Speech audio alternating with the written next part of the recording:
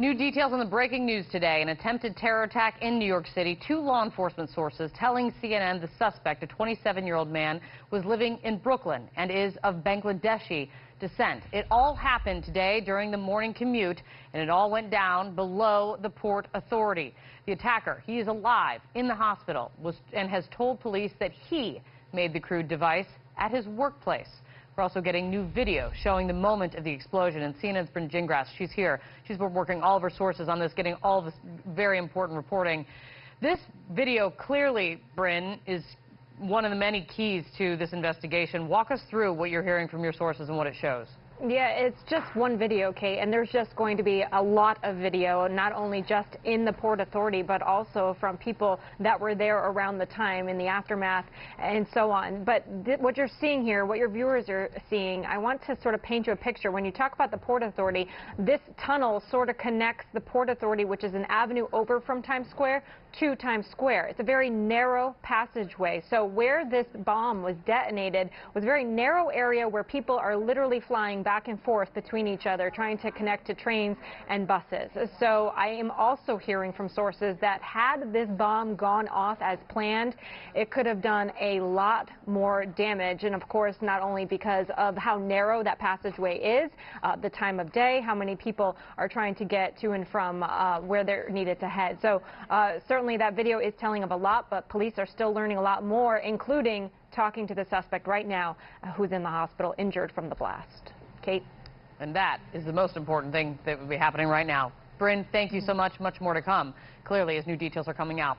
While we wait for that, Paul Cruikshank is joining me right now, CNN terrorism analyst, editor-in-chief of the CTC Sentinel. Great to see you, Paul. Unfortunately, it is always under these circumstances. What we are learning now from sources, Paul, is that this is a man, 27 years old, living in Brooklyn, but from Bangladesh. What is the terror landscape in Bangladesh? Does that strike you? It is a very striking detail. Bangladesh has emerged as a fertile recruiting ground for ISIS, for Al-Qaeda.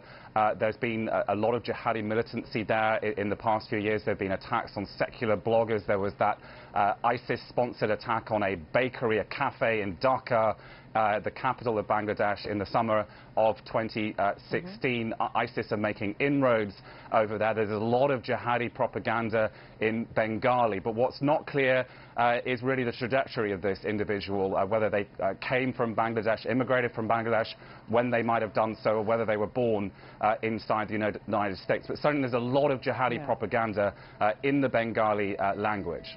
Yeah, well, I mean, and what you said is the unknowns are hugely important in this conversation when we talk about this person's connections at all with any jihadi networks.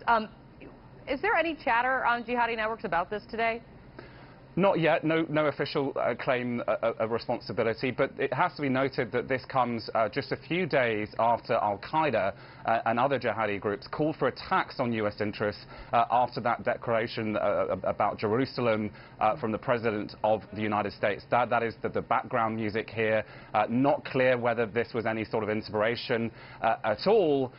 We're going to hear more from the NYPD later. There were apparently a number of statements that this attacker made after the attack, after he was injured in the attack. We'll have to wait and see whether there was a connection back to ISIS.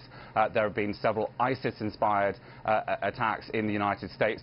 One just a few weeks ago in New York City on the West Side Highway. That one was, we believe, just ISIS-inspired, no actual organized link back to the group. Well, and that also gets to what is, again, unique here. This is the second terror attack or attempt in New York City where the attacker was taken alive. That is not what you've definitely taught me over the years. That is not what terror leaders, what they want. That is not the goal. What does that mean? Well, it means that they're going to be able to interrogate him to get information to find whether he had any sort of connections overseas, whether he had connections in the United States. From the point of view of an attacker, this is really the last thing they want. That all they want is to die. They want to go to paradise in these kind of jihadi attacks, and all the signs point to this being a jihadi attack at the moment, Kate.